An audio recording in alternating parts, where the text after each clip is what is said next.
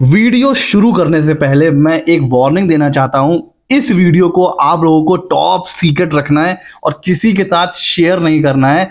बहुत ही sensitive information है इस वीडियो में, तो भैया वार्निंग क्या है, किसी के साथ शेयर मत करिएगा। बहुत ही सेंसिटिव इंफॉर्मेशन है। जी हाँ फ्रेंड्स, एक loop hole, income tax website का एक लूप होल है। एक मेरे फ्रेंड हैं, उन्होंने हमें ये बताया। देखिए इंडिया जो है ना, मतलब टैलेंट से भरा हुआ है। हर तरफ टैलेंट है इंडिया में, टैलेंट की कोई कमी नहीं है। एक से एक लोग बैठे हुए हैं दिमाग लगाने वाले, मतलब मैं क्या बताऊं। आप भी जब सुनोगे ना इस केस के बारे में तो आप भी चौंक जाओगे कि सही बात है, कैसा कैसा लोग दिमाग लगाते हैं। ठीक है, लेकिन हाँ, अगर कोई लूप होल है ना तो कहीं ना कहीं उसके कॉन्सिक्वेंसेस भी होते हैं। सब बताऊंगा वीडियो में आराम से। किससे रिलेटेड है अभी मैं बात करते हैं। देखिए इनकम टैक्स,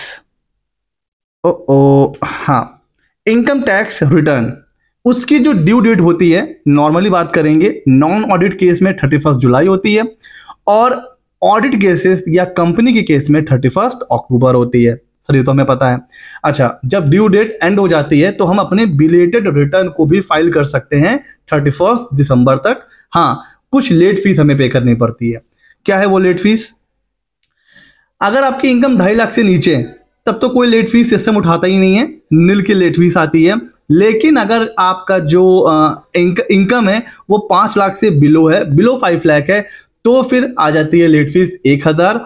और अगर आपकी जो इनकम है वो अबव 5 लाख है टोटल इनकम, तो फिर लेट फीस पे करनी पड़ती है 5000।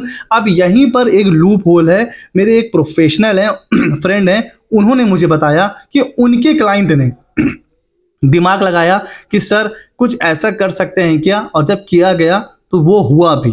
मैं किसके बारे में बात कर रहा हूँ? लूप होल के बारे में बात कर रहा हूँ। लूप होल समझते हैं। सबसे पहले क्या किया कि ओरिजिनल आईटीआर फाइल किया। ठीक है, अब भाई 31 जुलाई जा चुकी है तो ओरिजिनल आईटीआर फाइल किया। ओरिजिनल आईटीआर जब फाइल किया तो वो उन्होंने फाइल किया टोटल इनकम बिलो 2.5 लाख।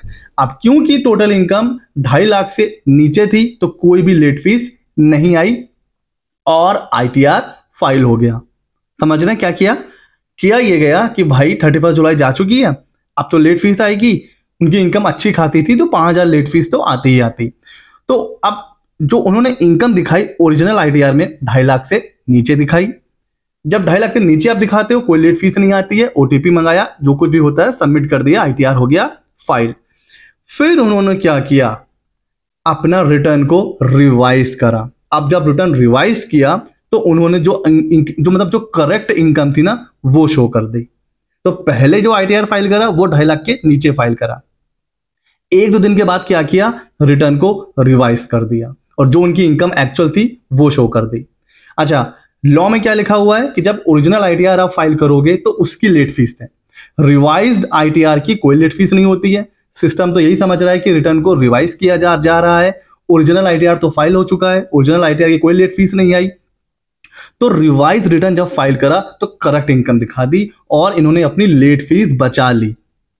अब ये मेरा कोई केस नहीं है, मैंने ऐसा कुछ भी नहीं किया हुआ है, ये एक केस मेरे पास आया है तो मैंने सोचा क्यों ना आप लोगों के साथ शेयर करें।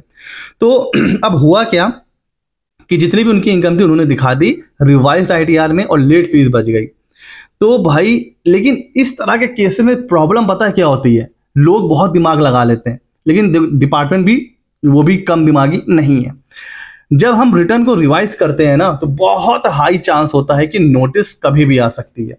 नोटिस किस चीज की आएगी कि भाई जब आपने ओरिजिनल आईटीआर फाइल किया तो आपने क्या फाइल करा, बिलो 2.5 लाख। अब आपने अचानक से अपनी इनकम बढ़ा दी। भाई ऐसा क्या आपको पता चल गया कि अब आपने जो रिटर्न रिवाइज करा उसमें आपने जो है इनकम इतनी बढ़ा दी, तो भाई नोटिस आएगा ना। तो अभी तो उन्होंने 5000 रुपये बचा लिए हैं, हो सकता है इस 5000 के बदले में उन्हें 50,000 पे करना पड़ जाए। बहरहाल एक केस मेरे पास आया, इतना दिमाग उन्होंने लगाया कि भाई उनकी लेट फीस बच गई। तो भाई मैं तो रिकमेंड नहीं करूंगा कि ऐसा कुछ भी जुगाड़ आप करिए, बट ये सिस्टम का लूप होल तो है, ये मानना पड़ेगा। अगर ऐसा हुआ है तो ओरिजिनल आईटीआर अगर कोई फाइल करता है 2.5 लाख के नीचे और फिर रिवाइज करके वो करेक्ट इनकम दिखाता है तो लेट फीस तो बच जाएगी।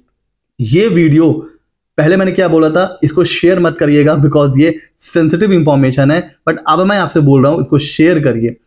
हो सकता है ये लूप होल जो सिस्टम देख रहे हैं इनकम टैक्स का वहां तक पहुंचे, तो इस लूप होल को बंद किया जाए अगर ऐसा लूप होल है तो। वैसे मुझे नहीं लगता कि ऐसा होगा कि हाँ भाई बिलो 2.5 लाख रुपए दिखाया तो नहीं, उसके बाद रिवाइज में कोई लेट फीस नहीं लगेगी। बट उन्होंने बताया कि ऐसा हुआ है, उनकी लेट फीस बच गई है।